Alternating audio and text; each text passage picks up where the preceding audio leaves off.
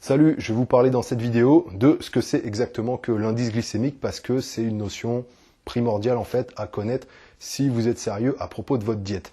Alors, l'indice glycémique, c'est un indice qui sert à mesurer votre taux de glycémie, votre taux de sucre dans le sang.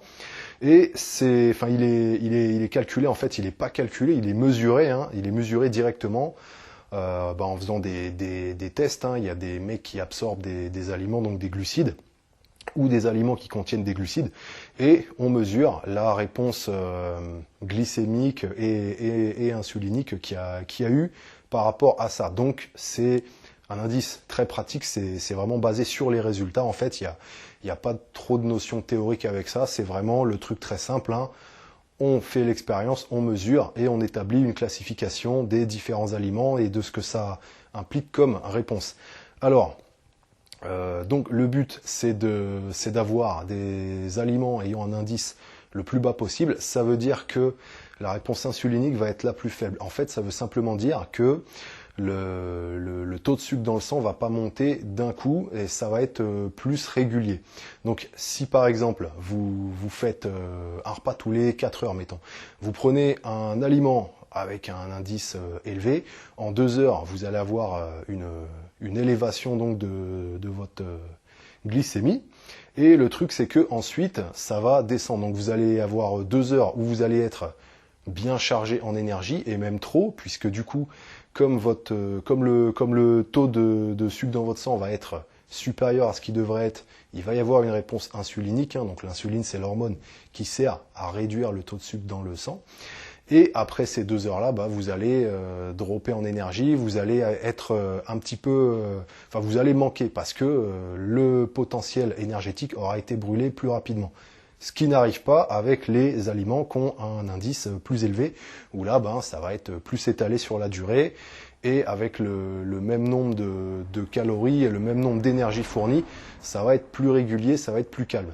Alors, le truc, c'est que si par exemple, vous prenez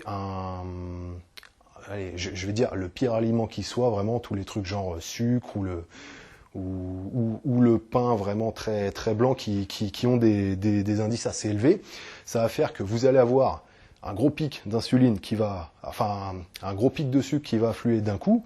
Donc du coup, le sucre monte. Qu'est-ce qui se passe? Le corps sécrète l'insuline puisqu'il y en a trop et ça fait descendre le sucre. Si pendant le même temps vous faites un effort, ça le fait descendre même dramatiquement. Et ensuite, l'insuline, le problème, c'est qu'elle reste élevée. Elle est un petit peu plus longue avant de redescendre. Du coup, là, vous êtes carrément en hypoglycémie. Vous avez cramé tout d'un coup votre capital et l'insuline reste haute. Donc là, c'est un petit peu... c'est le coup de barre. Ça, c'est ce qu'on peut voir. Alors, techniquement, ça s'appelle une hypoglycémie réactionnelle. C'est ce qu'on peut voir, par exemple, dans les compètes. Je sais qu'il y a pas mal de fighters parmi vous qui regardent les vidéos, des mecs qui font fatalement du coup des tournois de temps en temps. Et qu'est-ce qui se passe en tournoi? On arrive à la peser, on se pèse, c'est cool, et après on attend, c'est chiant, des fois ça dure longtemps, si c'est un gros truc, si c'est, aussi selon l'organisation, tout ça, on peut rester plusieurs heures comme ça.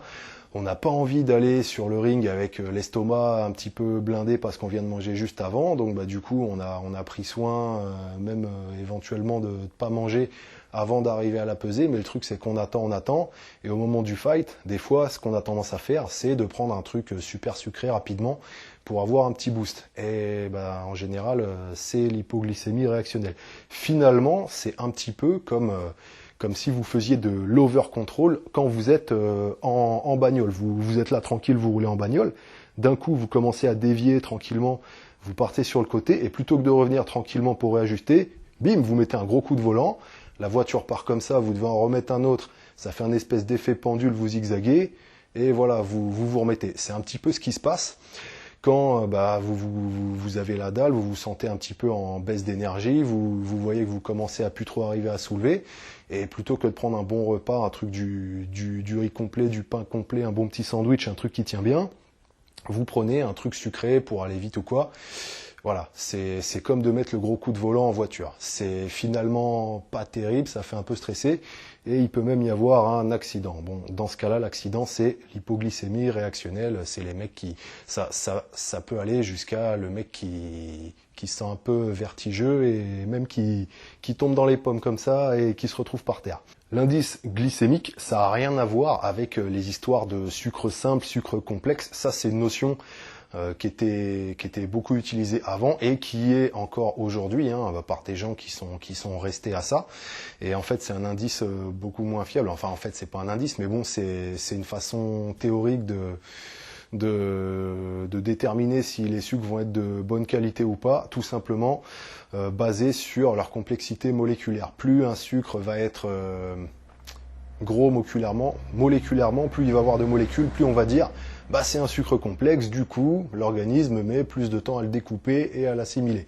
En fait, ça n'a rien à voir, il y a des sucres qui sont très simples et qui ont un index glycémique plus bas, donc qui sont plus smooth à l'absorption, qui sont mieux, et puis des fois c'est l'inverse, quoi. Je crois que le pain blanc d'ailleurs en fait partie, c'est un des exemples, mais bon, il y en a d'autres.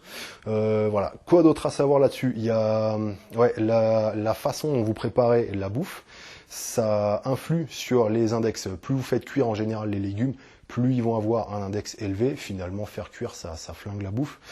Il y a aussi l'état, par exemple. Enfin, si c'est liquide, ça a tendance à faire monter aussi le truc.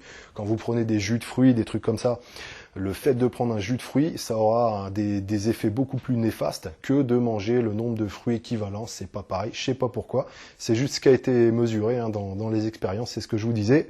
C'est une classification finalement assez pratique, basée sur les résultats qu'il y a eu en expérience. Qu'est-ce qu'il y a d'autre? Ah oui, quand il y a les combinaisons, par exemple, vous mangez des glucides divers, si vous les combinez entre eux, si vous mangez des fats avec, s'il y a des lipides, ça a tendance à les modifier. Enfin, les lipides, ça fait même carrément diminuer l'index. Donc ça peut être intéressant de combiner à des lipides, comme quoi c'est pas toujours mauvais les lipides. En fait, dans votre diète, le fat c'est une chose, mais bon, c'est pas sur ça que vous devez vous concentrer si vous voulez sécher. C'est plus sur l'index glycémique de votre bouffe. Donc l'application à tout ça, si vous voulez améliorer votre diète, c'est de noter un petit peu tous les aliments que vous devriez jarter de votre diète ou limiter, et voir un petit peu ce que vous devriez privilégier. Donc ça, moi je me fais des tableaux Excel pour bien répertorier avec les formules de calcul, tout ça pour les calories. Ça m'aide aussi, vu que la bouffe c'est un petit peu mon point faible. C'est ce qui me limite aujourd'hui pour prendre en masse, donc j'essaye de bosser là-dessus. Il y a un outil aussi qui est assez ultime, donc c'est tous les tableaux de classification des IG et les moteurs de recherche sur les aliments. Il y en a plusieurs qui traînent sur Internet. Celui que je préfère, je vous l'ai mis en lien. Cliquez sur le lien, vous allez atterrir dessus et là vous pourrez faire une petite recherche à chaque fois pour les aliments que vous avez l'habitude de manger, peut-être d'autres que vous pensez manger. Vous allez voir tous les IG différents qui comportent, et allez faire un tour, tapez les aliments. Il y a certains trucs, vous risquez d'être surpris sur les IG de certaines choses. Et vous allez voir qu'il y a des trucs que vous pensiez peut-être bons ou mauvais, et en fait finalement c'est tout l'inverse. Voilà, je pense que ça va vous aider, j'espère que ça vous aidera. Allez voir ça, cliquez sur le lien, faites-vous des bons tableaux de diète. À la prochaine.